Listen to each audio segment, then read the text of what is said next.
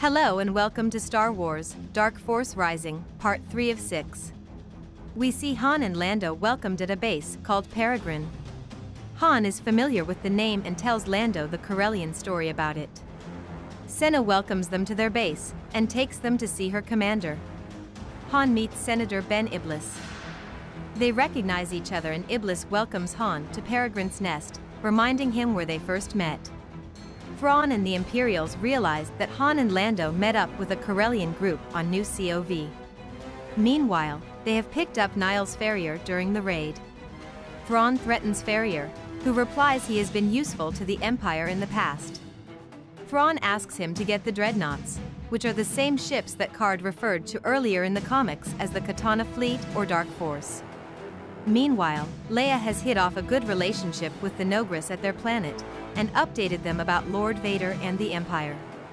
The Matriarch tells her the Noghri history, including how their planet was ravaged during war. He tells her how Darth Vader came to their planet and promised and delivered what looked like Empire help, which has kept the Noghri in debt to the Empire since then. They are once again interrupted by Thrawn's arrival. Thrawn accuses Jomark of lying. When the Matriarch disagrees, Thrawn threatens them. Leia realizes she might be stuck in the hut for a while. Meanwhile, Luke arrives at Jomark. He is greeted by Joruus C Boath, who tells him he is late. C Boath says he called to Luke to complete his training and also needs his help as he is nearing the end of his life. He asks Luke to learn from him and carry on his work. He also asks Luke to bring Leia's children to him when they are born. C Boath also asks him about Mara as they head to the village downhill. There, the Dark Jedi interjects himself into an argument, using Force lightning against the person he has cast judgment again. Luke, back at the ship, is confused about what he saw and realizes C Boath has gone insane. Meanwhile, at Peregrine's nest, Iblis tells Han and Lando about their battles against the Empire, and how they had to start moving their base around.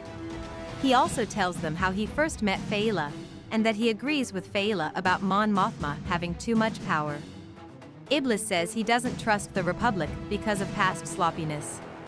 Lando suspects something is amiss. As they head back to their quarters, he finds some original blue-gold paint in the chairs and realizes Iblis dreadnoughts are the Katana Fleet.